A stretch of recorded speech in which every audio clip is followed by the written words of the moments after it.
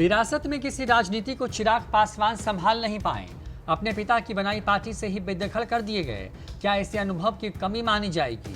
राजनीति के धाकड़ खिलाड़ी चाल को पहले समझकर मात देते हैं, लेकिन चिराग इस खतरे को भाप नहीं पाए। स्वर्गीय रामविलास पासवान ने पार्टी की कमान अपने युवा बेटे को दी थी ताकि वो इसका विस्तार कर सके। पार्टी का कमान बेटे को सौंपने के बाद जब तक रामविलास पासवान जिंदा रहे, उन्होंने चिराग के हर फैसले का समर्थन किया। रामविलास पासवान ने साल 2019 के लोकसभा चुनाव के बाद अपनी मृत्यु के कुछ महीने पहले 5 नवंबर 2019 को पार्टी की कमान अपने बेटे चिराग पासवान को सौंप दी। इससे 5 साल पहले यानी कि 2014 के लोकसभा चुनाव से ठीक पहले पासवान ने अपने बेटे चिराग को संसदीय बोर्ड का अध्यक्ष बनाया। साल 2014 में रामविलास पासवान जब यूपीए छोड़कर के एनडीए में शामिल हुए तो इसके पीछे भी चिराग की जिद थी। रामविलास पासवान ने अपने तमाम बातचीत में इसका जिक्र करते हुए कहा था कि चिराग युवा है, उसकी सोच नहीं है। इसी विचार के तहत उन्होंने अगली पीढ़ी को अपनी विरासत सौंपी है।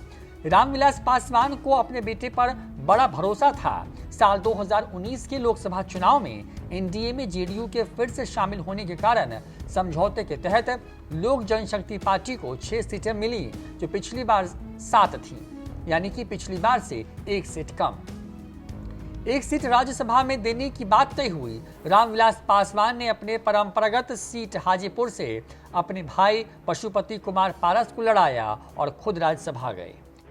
चिराग पासवान की पार्टी की कमान संभालते ही जेडीयू और खासकर मुख्यमंत्री नीतीश कुमार के खिलाफ बयानबाजी शुरू हो गई। चिराग ने तब बताया था कि राज्यसभा चुनाव के दौरान उनके पिता का अपमान हुआ था। नीतीश कुमार ने कई बार मिलने का टाइम नहीं दिया। हालांकि नीतीश कुमार ने बातचीत में कभी इस बात को नहीं माना। इधर चिराग की तरफ से सरकार पर हमला जारी रहा, कभी नल जल योजना को लेकर के तो कभी विकास के कामों को लेकर के। इस बीच नीतीश कुमार ने एलजेपी के काट के लिए पूर्व मुख्यमंत्री जीतन राम मांझी को एनडीए में शामिल करा लिया।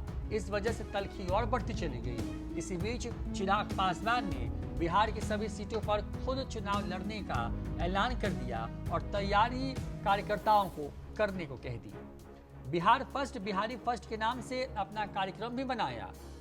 विधानसभा चुनाव के कुछ महीने बचे थे, तब एक फॉर्मूला तय हुआ कि बीजेपी और जेडीयू बराबर सीटों पर चुनाव लड़ेगी। जेडीयू मांझी को अपने कोटे से और बीजेपी चिराग को अपने कोटे से सीटें देंगी, लेकिन चिराग ने इतनी सीटें मांग दी कि बीजेपी के लिए संभव नहीं था। लेकिन लोक जनशक्ति पार्टी और जेडीयू में जुबानी जंग चलती रही। चिराग पासवान ने कहा कि हमारी सरकार में कोई भागीदारी नहीं है। लोकसभा चुनाव से पहले पशुपति कुमार पारस बिहार सरकार में पशुपालन मंत्री बनाए गए थे, लेकिन उसके चुनाव जीतने के बाद नीतीश कुमार ने चिराग की पार्टी के किसी विधायक को मंत्री नहीं बनाया। चिराग पासवान ने बाद में नीतीश पर आरोप लगाया कि जब वो अपनी पार्टी के लिए मंत्री पद मांगने के लिए नीतीश से मिलने पहुंचे तो उन्होंने कहा कि अपर कास्ट को क्या मंत्री बनाना, अपनी बिरादरी का कोई हो तो बताइए। यह बात चिराग पासवान ने बिहार एनडीए से अलग होकर चुनाव लड़ने के फैसले की बात कही थी। चिराग ने यह भी कहा था कि उनकी पार्टी केवल जेडीयू की सीट पर अपने उम्मीदवार उतारेगी। जेडीयू के एनडीए में शामिल होने के कई बीजेपी नेता सीट बंटवारे के कारण टिकट से वंचित हो गए। उन्होंने एलजेपी का दामन थामा और जेडीयू के उम्मीदवार के खिलाफ लड़ने लगे। तब लगा कि चिराग पासवान पर बीजेपी का वरदहस्त है। ये बातें तब और पुख्ता हो गई जब चिराग ने कहा कि वो मोदी के हनुमान हैं। तब नारे लगते थे, मोदी से बैर नहीं, नीतीश तेरी खैर नहीं। हालांकि बाद में ये सब पता चला कि बीजेपी के शीर्ष नेताओं ने चिराग को इस तरह की राजनीति करने से रोका था, खासकर गृह मंत्री अमित शाह ने। लेकिन बीजेपी के अन्य नेताओं के शह पर चिराग आगे बढ़ते रहे। इसी बीच रामविलास पासवान की मृत्यु हो गई।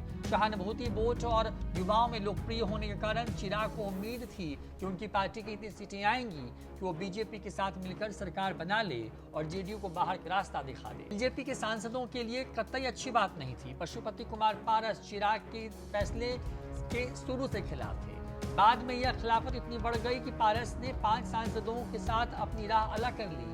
अब ये कहा जा रहा है कि एलजेपी के इस टूट से जेडीयू ने अपना बदला पूरा कर लिया है। विधानसभा चुनाव से पहले जब जेडीयू और एलजेपी में जुबानी जंग चल रही थी, तब जेडीयू के सांसद ललन सिंह ने कहा था, चिराग जिस डाल पर बैठे हैं उसी को काट रहे हैं। आज वही ललन सिंह एलजेपी के टूट में महत्वपूर्ण भूमिका निभा रहे हैं। एलजेपी में टूट का स्क्रिप्ट जेडीयू नेता और विधानसभा में उपाध्यक्ष महेश्वर हजारी ने तैयार की। इस टूट में बीजेपी की भी बड़ी भूमिका रही, क्योंकि इतनी जल्दी लोकसभा के स्पीकर ने इस टूट को मान्यता दे दी। इस टूट की टाइमिंग की बात करें तो केंद्रीय मंत्रिमंडल के विस्तार की चर्चा जोरों पर है। ऐसे में अगर एलजेपी की तरफ से किसी को मंत्री बनाया जाता है तो वो चिराग पासवान ही होते, और वो जेडीयू को किसी कीमत पर मंजूर नहीं था। बिहार एनडीए में खटास बढ़ जाती, इसलिए ऐसा रास्ता निकाला गया ताकि लाठी भी टूट जाए और सांप भी ना मरे। न्यूज़ 4 नेशन की रिपोर्ट।